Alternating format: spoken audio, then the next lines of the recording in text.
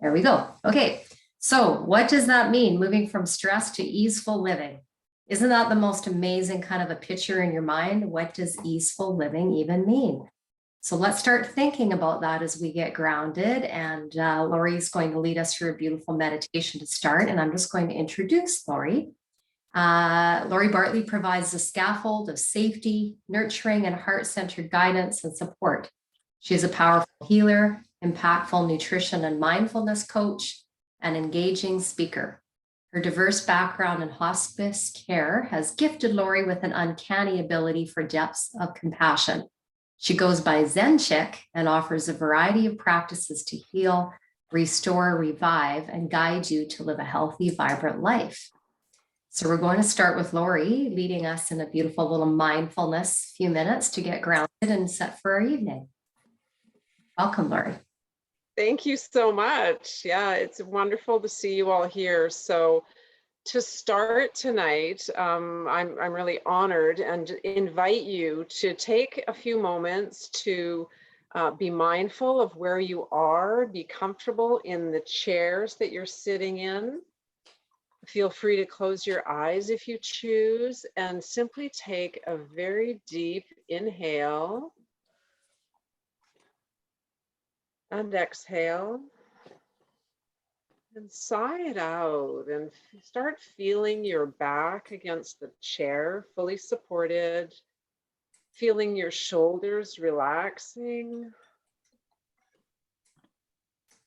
If you're feeling any tension in your jaw, just relax your jaw. Allow yourself to settle, to be, to breathe deeply.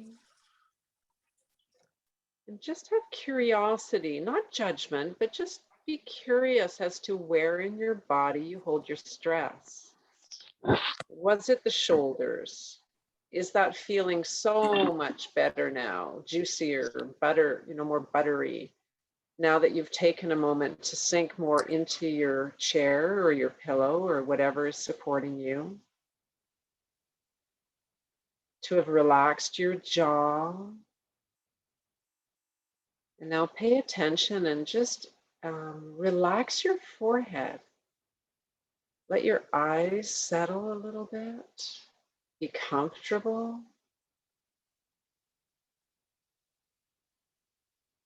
Again, another deep breath in, nice deep inhalations down into your belly. And on the exhale, just really letting go with mindful attention and intention to simply settle into your body and get to know this beautiful vessel that we have. If you hold tension in your stomach or tightness there, just really allow your breath to bring softness to your belly. Show it attention and mindfulness and awareness, and simply allow your body to speak to you so that you can then choose to give it the relaxation and the focus and the nurturing and quite simply the love that it's asking for. Be gentle with yourself in this process. And as we take one last deep inhalation, we exhale out any of the to-do lists that we have. We set them on a shelf and we celebrate ourselves in gratitude for this time we've set aside for ourselves, and in honoring for Amy and what she's about to share, for Judy for collaborating and hosting this lovely event, and for everyone who is here with us in community and in circle. We send much gratitude and thanks. And now take a moment to bring yourself back into the room. Thank you.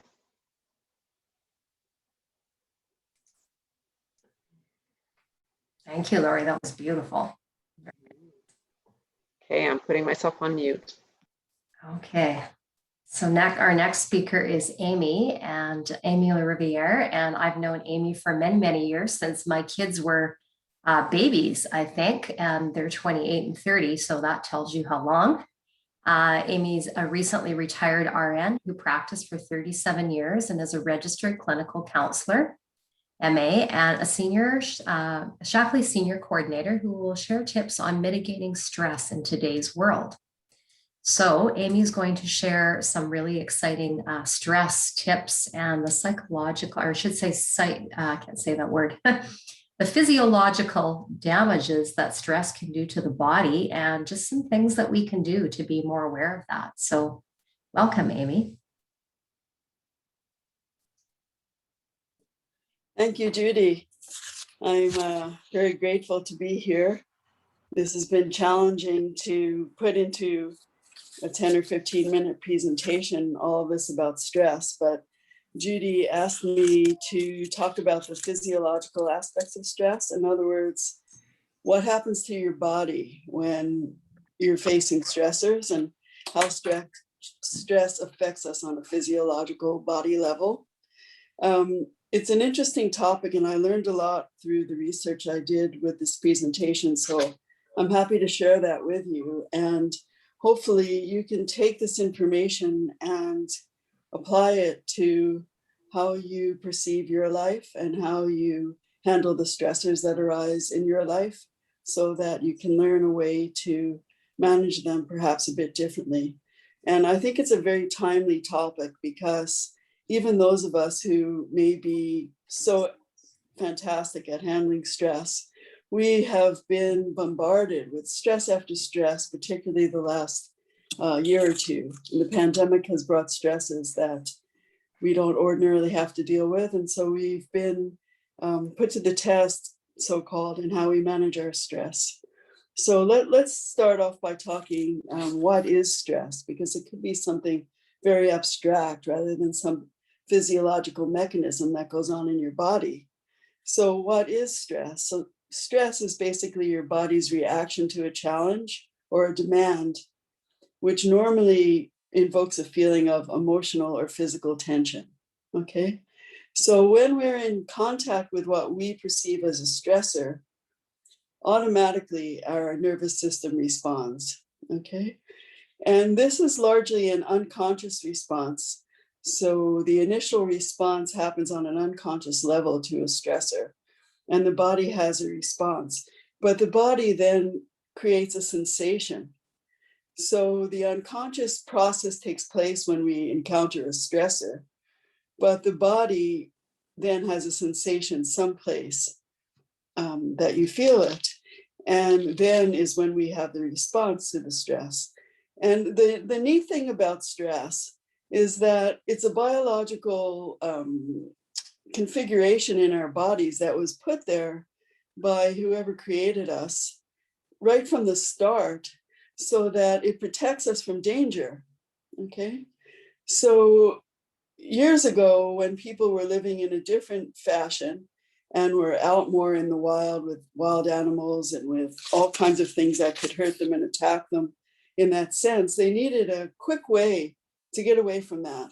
So if you're if you're out in the woods and you're doing something out there for survival, and suddenly a lion is coming at you, you better be able to run fast or fight off. So you get this huge amount of extra energy that comes in your limbs. So that's an acute response. It comes in your arms, your legs, your bones, your what they call it in English, your musculoskeletal system.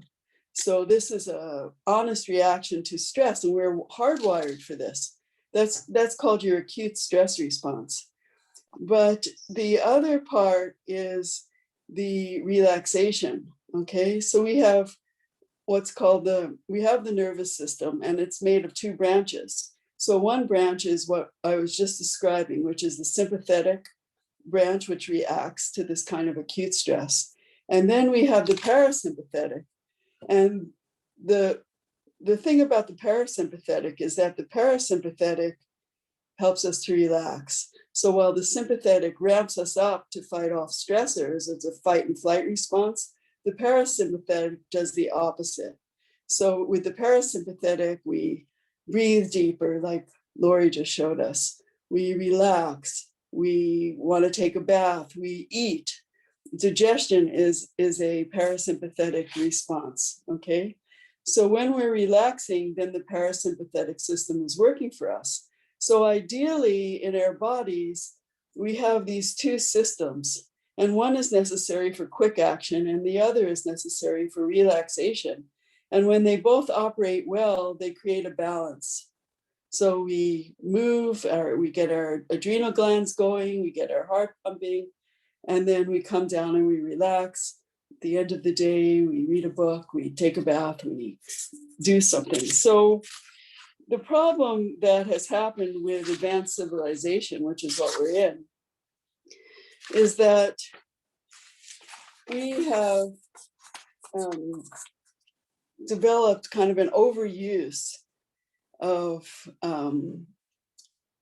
both of these systems when it comes to stress. So what I mean by that is an example of short-term stress might be something these days like if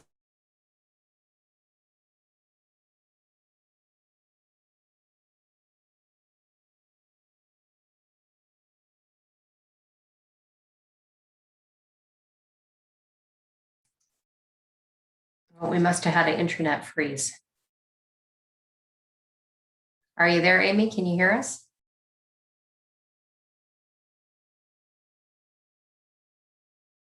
Can you hear us, Amy? Oh, darn. Can you guys hear me okay? Can you hear me now? Oh, I can hear you now. Yeah, okay, sorry, just my screen just had its own stress right there. It just opted out. So anyway, in the short-term stress is an acute stress and it's short-lived. It doesn't, it's not something that lingers. But when we're talking about chronic stress, those are situations that are not just starting and going away. So for chronic stress, we're talking about things like stresses that we have in our relationships, could be family, friends, marital relationships, children. Stress that comes with feelings after the death of somebody who's passed away. So it starts as an acute stress and then it develops into a chronic stress.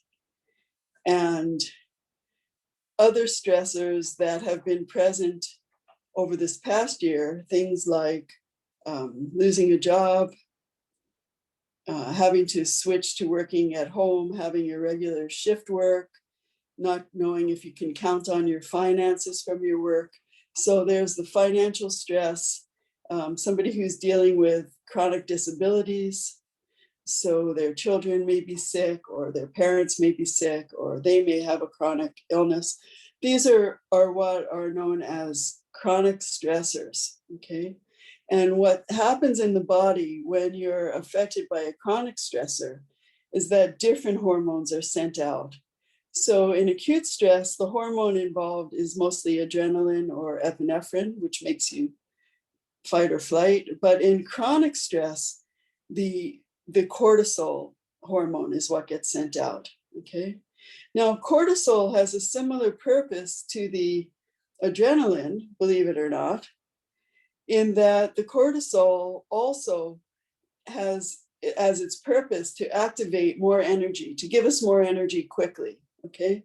But it doesn't work on the musculoskeletal system. It works on the inner organs, okay? It works on your digestive organs particularly, it works on your pancreas. It has to do with your central organs, it has to do with digestion, secreting sugars, releasing insulin. So this is all part of the chronic stress response when the cortisol gets released, okay? So we need that hormone to a certain extent to help us keep handling stress. It also releases another hormone when we're under chronic stress, and it's called ghrelin. And that is a hormone that stimulates appetite. So what does that do? It makes us want to eat, okay?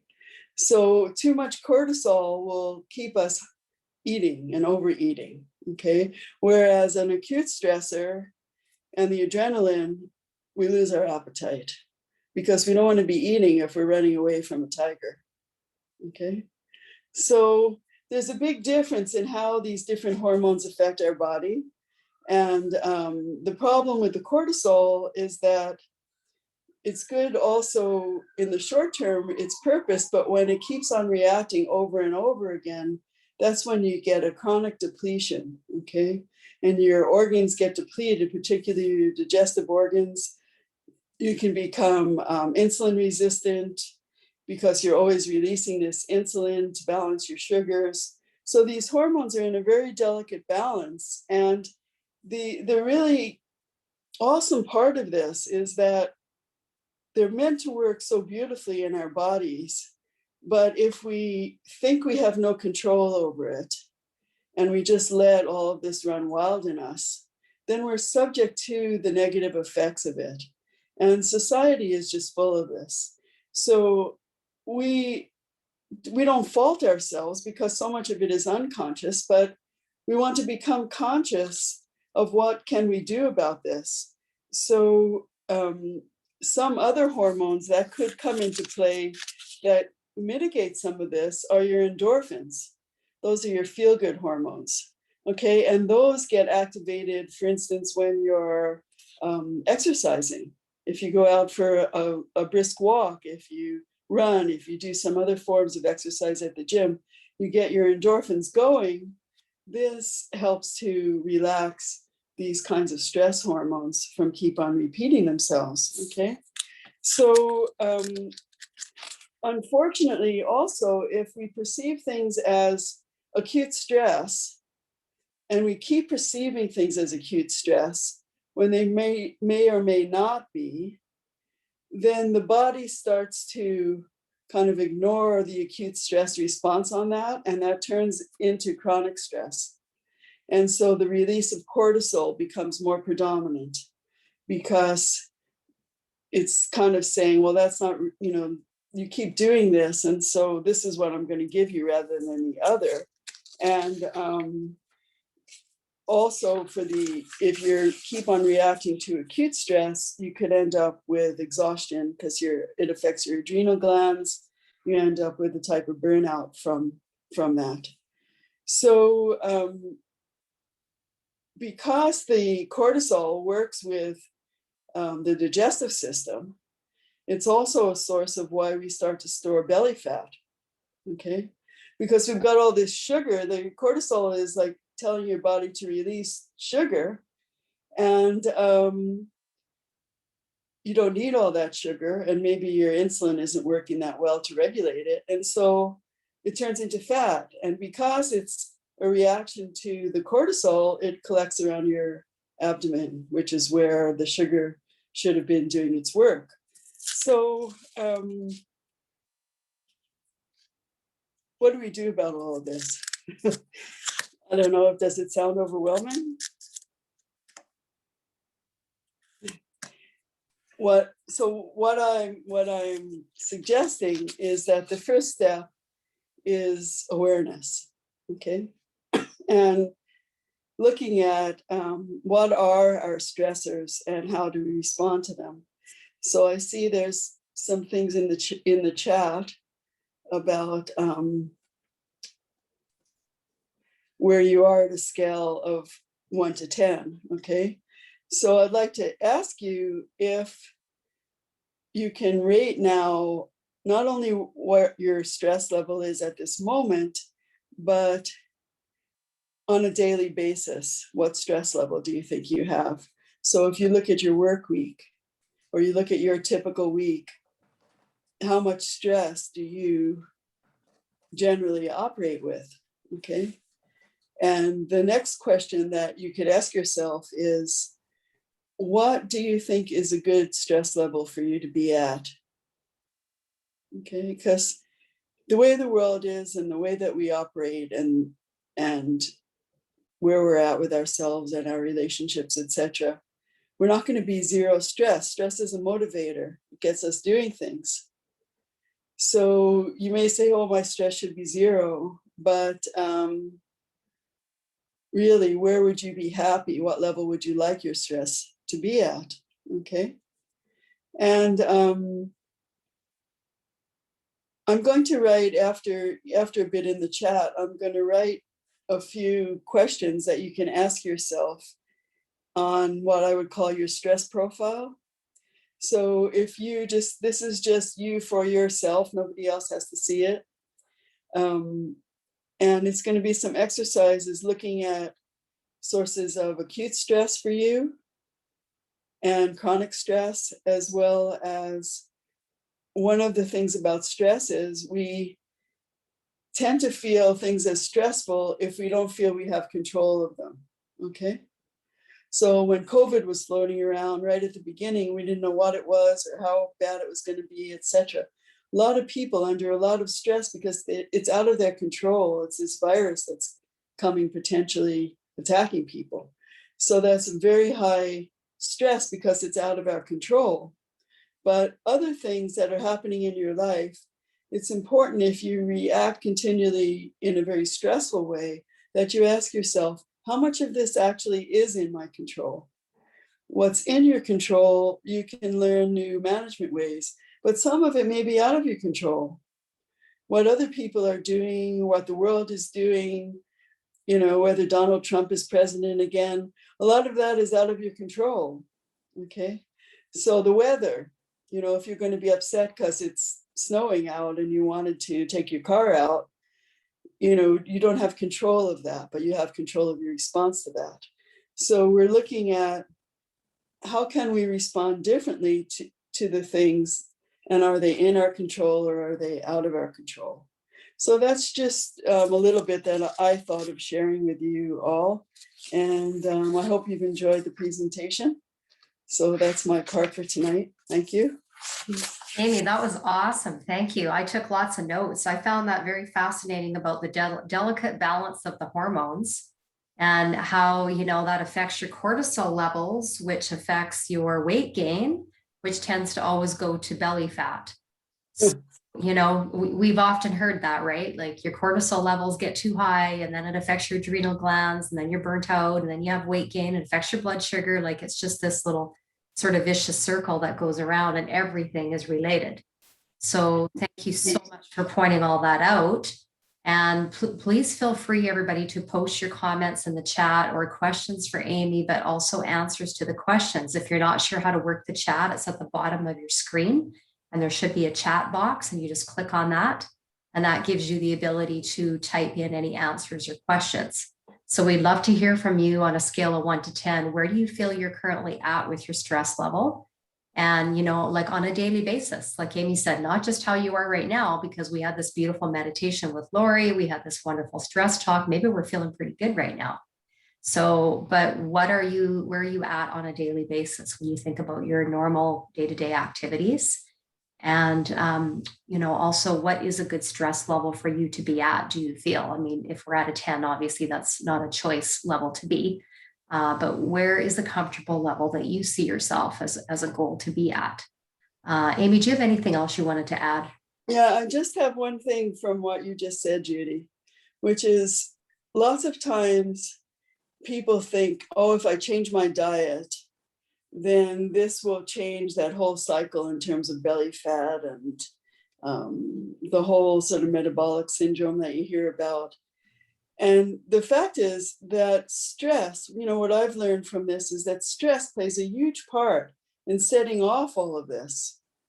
So, you know, you could be on this great diet, but if you're still feeding yourself stress or if you're still reacting to stress in certain ways, then your result is going to be different than if you handle the stress first, as much as you can. Okay. So true. And I'm just typing another question in the chat here that I just thought of is with what you're saying, Demi, is what stress is in your control in your life and what is not in your control. So I think sometimes when we're aware of that, we can just sort of go, okay, well, this, I can't deal with that. This is not anything I can control or do anything about. So you go into the acceptance place and, you know, let that go, non-attachment to it. but what do you have control over? And of course, that's where we can take some steps and do some self-care practice and different things to help. So I'm going to share a few slides with you and just give you some tips and things that we can do for our self-care practice. And, it's never just about one thing. But Lori did give us some really good ideas and tips for, the deep breathing side of things, because, it's so important for us to have a strategy that we can use when we feel triggered. So we all know that we have stress in our lives. It's just a normal everyday occurrence. It's going to happen. We don't have to be running from a lion or something to have stress. It's just kind of underlying stress that we're not often aware of, what causes it even, or how our body's reacting to it. We definitely know that stress affects our immune system. And one way your body reacts to stress is by suppressing your immune system, because your body's in, this mode of having to work so hard, as Amy was telling us. So, it's definitely, that's got to be then taking time or taking effort away from another area that the body needs to be working with. So ways to manage your stress. So exercise. Sorry, Judy, sorry to interrupt. You're not screen sharing. I can't see your screen anyway, what you're trying to share with us. Oh, thank you for pointing that out. Sorry. Thought I had hit the screen share, but obviously not. Okay, I wasn't too far into it. Basically, what I was just saying was, how the body reacts to stress and ways that we can manage it. So if you are doing daily exercise, we know that releases endorphins in the body, the feel-good hormones, staying positive, meditating. We spoke about that. Unplugging. This is probably one of the biggest one right now, is unplugging from the news, unplugging from your phone, unplugging from any type of device for at least the last hour of the day before you go to bed. And that really helps you to unwind and get a good sleep. I think that there's probably nothing more important than a good sleep, because that's refreshing our body. And that's really where we need to be, super aware. Everything that we do on a daily basis affects, our well-being, but the good sleep just really helps to set the tone for a positive start to the day, right? And our body needs that rest. So stress can trigger unhealthy habits, unhealthy behaviors. We tend to eat more high-fat, high-sugar foods. And then when Amy was talking about the cortisol levels being higher in the body, it's kind of like a vicious circle, because when you don't get enough sleep, as an example, the cortisol levels are higher, and then you're going to be more likely to eat high-fat, high-sugar foods. So it's a little bit of a circle that goes around. You might be inclined to smoke or drink too much alcohol, and you may feel kind of lethargic and lazy and not want to get as much exercise. So what happens if we don't make changes? What will it cost you? What will your life be like in 5 years? If you're at the current stress level that you're at, like if you're at a 4 or 5, no big deal. But if you're operating at a 9 or a 10, then, it's probably time to take a good look at what are some things that you could be doing to reduce some of that stress. This lady pulling her hair out, I'm sure that that's some of us on some days, but hopefully that's not you every day. And what will be the benefits if you make a change? So the topic tonight was moving to easeful living. And I really think this picture of the girl with the sunflowers depicts that pretty well. So stress relief naturally. So I'm involved with Shackley. I partnered with them with their health and wellness products over 30 years ago, because I noticed such a massive difference in my own health and my family's health, my friends, and hundreds of customers all over the place. And so I love to share some of their products as a supplement to a healthy lifestyle. I think that's always where we start, as a positive mindset, a healthy lifestyle, doing that daily self-care practice with the tips that I was mentioning before. And then we add some supplements in, perhaps to fill in the gaps, our diet gaps, our lifestyle gaps. Because let's face it, none of us have a perfect organic vegetable garden in our backyard, and we're not eating out of that year round. And our food is very nutrient depleted. So there's a lot of reasons why to look at supplementing. One's a product that I really love that Shackley has is called Stress Relief Complex. And, it basically just does that. It helps to blunt the damage from cortisol levels being high. So it says, get to know stress relief complex, traffic jams, changing schedules, work demands. These factors can contribute to stress in your life. Talks about stress elevating cortisol levels and continually high levels of the stress response hormone of this stress response hormone have been linked to long-term health impacts.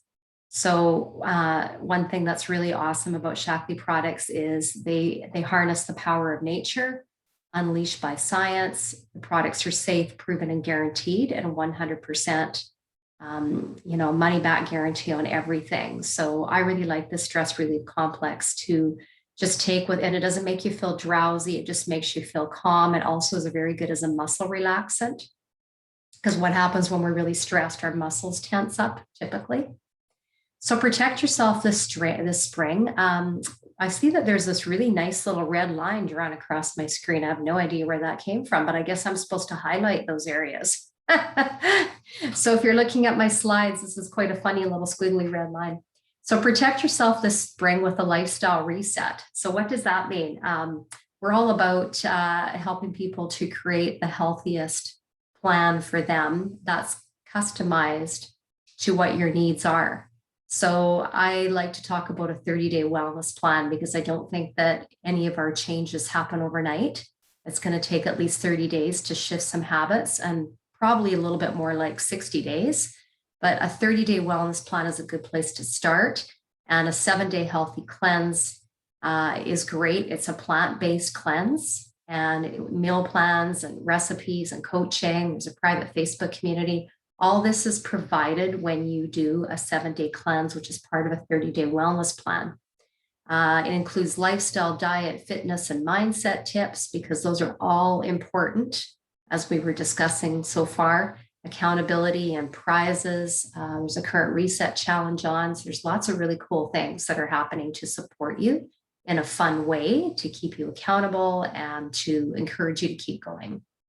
So this 30-day wellness plan is, we also have it, it's called the Cleanse with a Cause. Our particular program that my immediate group is doing is called the Cleanse with a Cause. And for every pound that's lost, we're donating $1 to a local charity. And what this 30-day wellness plan or Prove It challenge consists of is a 7-day cleanse. And that's basically just plant-based eating for 7 days. And then it moves into a vitamin strip and a smoothie a day ongoing. So there's definitely a cleanse part where you're detoxifying your body. And I always say detoxifying your mind too, and doing a reset on your digestion, kickstarting your metabolism. And then you move into, okay, my body's clean, so now I'm going to start incorporating a smoothie a day and maintenance for vitamins. So this is just the Cleanse with a Cause program. That's just too funny, this red line that's going through. I don't know where that came from. On this cleanse, what I really like about it is that you don't feel hungry. I mentioned about the diet reset. It also detoxifies you, of course, and helps you feel energized. And what I'm really hearing from anybody that has been on this cleanse, I've had tons of people on over the last 2 years, is they really love that they sleep better. And I think often we don't realize that we're not sleeping good until we start to sleep better. And when you're detoxifying your body and you're getting out these, the things that are making you feel sluggish, like you remove gluten and sugar and alcohol and caffeine, and dairy products. And those are typically things that can make us feel a little bit more sluggish in our digestion. Doesn't mean you have to continue to ongoing, refrain from eating any of those things. But during the 7 days, it's not a long time to take those out of your diet. And you really find that the average person notices quite a difference when they do that. And the average weight loss is 6.8 pounds. So it does kickstart your metabolism, help you lose a little bit of weight. And it's a really great time for spring to be looking at shedding those, I call it the quarantine 15. So we may not have been quarantined, but we have been most likely less active with the winter months, and probably a little more sedentary without going out as much as what we normally do.